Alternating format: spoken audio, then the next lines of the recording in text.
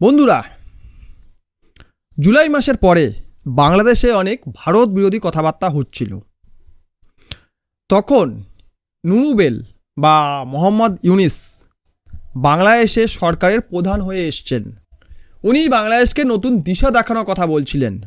সেই সঙ্গে ভারত বিরোধিতা বাংলাদেশে আল্ট্রা লেভেলে চলে যায়, মানে অন্য লেভেলে চলে যায়। তারা ভারতকে নিজেদের শত্রু হিসাবে প্রচার করা শুরু করে। ওই সময় ভারতের জায়গায় অন্য কোনো দেশ হলে, রাশিয়া হলে বা আমেরিকা হলে, এতদিন হয়তো বাংলাদেশকে গুড়িয়ে দিত, কেন বাংলাদেশের কোনো ক্ষমতা নেই। বাংলাদেশ আদপে ভারতের কাছে মশার থেকেও ছোট, কিন্তু ভারত কিছুই করেনি। ভারত কি করেছে? ভারত তাদের বর্ডারটাকে সিকিওর করছে, যেই সব জায়গায় ফ্যান্সিং নেই ফ্যান্সিং করেছে, যেখানে ফ্যান্সিং দেওয়া যাবে না সেখানে সিকিউরিটি বাড়িয়েছে, লেজার গাইডের সিস্টেম বসিয়ে যাতে কেউ পাস করলে জানতে পারা যায়। এসব দেখার পরে বাংলাদেশ ভাবতে শুরু করে যে ভারতকে তো এত গালাগাল আমরা দিলাম, ভারতের কি মান সম্মান নেই? ভারত কি কোনো স্টেপ নেবে না?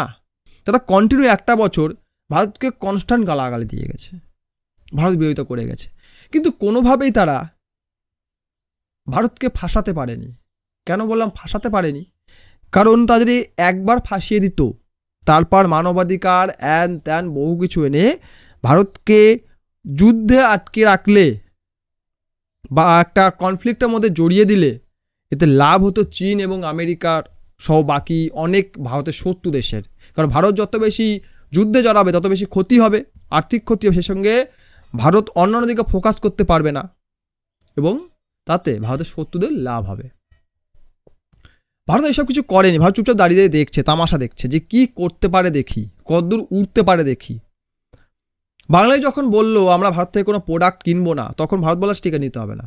ভারত বিকল্প বাজার খুললো। যেমন আমেরিকা ভারতের উপর 50% ট্যারিফ চাপানোর পরে ভারত বিকল্প বাজার খুঁজতে শুরু করে এবং আমেরিকার সঙ্গে কোনো ঝগড়ায় না গিয়ে তারা বিকল্প বাজার খুঁজে নেয় এবং ভারতের জিডিপি যেমন চলতে থাকে। এসব দেখে আমেরিকাও চটে গেছে, ভাই কি হলো কেসটা, ভারতকে জব্দ করতে চাইলাম, উল্টো কেস হয়ে গেল, কিছু বলছেও না, উল্টো ওদের জিডিপি বৃদ্ধি পাচ্ছে। সেটা থেকে আমেরিকাও চটে গেছে, তো বাংলাদেশ তো নস্যি। তাই ভারত চুপচাপ দাঁড়িয়ে গেছে, ভাই কী করিস কর না, দেখি না। কিন্তু বাংলাদেশে যে সরকারটা রয়েছে এটা তো মূর্খদের সরকার, গাধাদের সরকার। এখানে তো কোনো বুদ্ধিমান ব্যক্তি নেই যে বাংলাদেশকে লিড করবে, বাংলাদেশকে এগিয়ে নিয়ে যাবে, বাংলাদেশিদের কাংলা নাম থেকে বা কাংলু থেকে বাংলাদেশি পরিণত করবে। সেটা করার জন্য শেখ হাসিনা ছিলেন, উনি করছিলেন।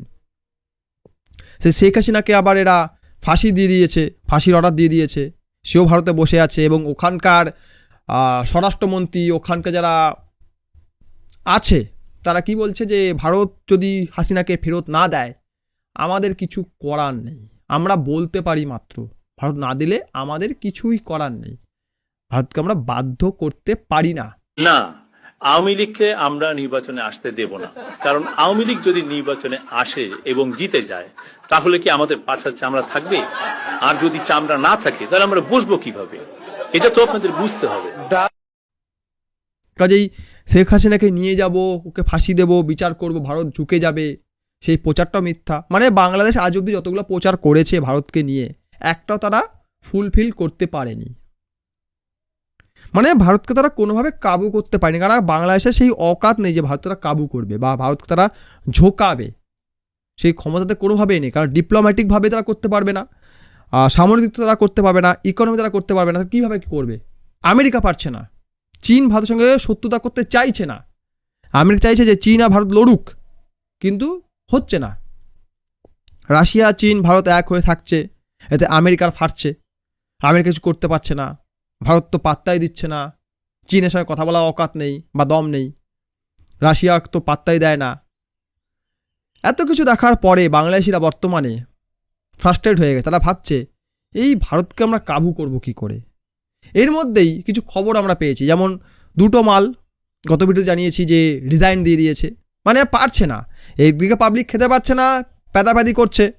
বৈধ সরকারের প্রধান ওখানকার রাষ্ট্রপতি মোহাম্মদ শাহাবুদ্দিন, যিনি 2023 সালে শপথ নিয়েছিলেন 2028 সাল অবধি থাকার কথা ওনার,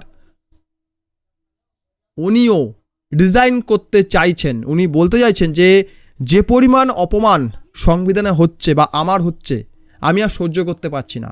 উনি খুব শীঘ্রই রিজাইন করতে পারেন। আর যদি এমনটা হয়, বাংলাদেশে যে বর্তমান সরকার চলছে এর কোনো বৈধতা থাকবে না।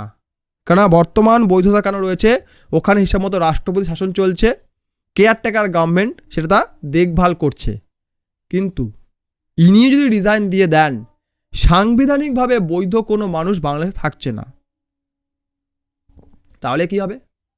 তাহলে বাংলাদেশ বিশ্ব দরবারে কোনো অ্যাপিলও করতে পারবে না, কোনো জায়গায় কিছু বলতে পারবে না যে ভারত আমাদের এই করছে, দেখো আমাদের এটা হচ্ছে ওটা হচ্ছে, কিছু তারা বলতেও পারবে না। তাদের ভ্যালু থাকবে না কোনো। আর এটা হচ্ছে কেন? কারণ ভারত খেলা শুরু করে দিয়েছে, ভারত তাদের গেম শুরু করে দিয়েছে। বাংলাদেশ ভাবছিল ভারত চুপচাপ বসে আছে, কিছুই করবে না, আমরা যা ইচ্ছাতে বলে যাবো, ভারত শুনে যাবে। কারণ চুপচাপ দাঁড়িয়ে আছে, তো কিছুই করছে না, শুধু চিকেন নেকে কিছু সেনা ঢুকাচ্ছে, নর্থ ইস্টকে সেনা ঢুকাচ্ছে, অ্যাটাকও করছে না, কিছুই করছে না। মানে আমাদের কিছু করবে না, ভারতের কোনো দম নেই, আমাদেরকে অ্যাটাক করার সাহসটা ভারতের নেই, আমরা যা ইচ্ছাতেই করবো। কিন্তু বাংলাদেশ নিজের পেছে নিজেই পড়ে গেছে। বাংলাদেশ বুঝতেও পারেনি যে এখানে আমি আমেরিকাকে ঢুকাই, চীনকে ঢুকাই, যাকেই ঢুকাই না কেন, ভারত কিন্তু 1 ইঞ্চি জমিও ছাড়বে না। ভারত আমাদের ভেতর থেকে খোকলা করে দেবে। এটা তারা এখনো বুঝতে পারছে না। গাধার বাচ্চা, ছাগল বা গাধার বাচ্চা, এদের মাথায় বুদ্ধি খুব কম, নাই প্রায়। তাই এরা ধরতেও পারেনি যে ভারত কি করতে পারে। তাই আজকে আমরা দেখতে পাচ্ছি পদত্যাগ করার একটা হিড়িক শুরু হয়েছে বাংলাদেশে। কখনো উপদেষ্টারা বা মন্ত্রীরা পদত্যাগ করছে, কখনো রাষ্ট্রপতি পদত্যাগ করার কথা বলছে।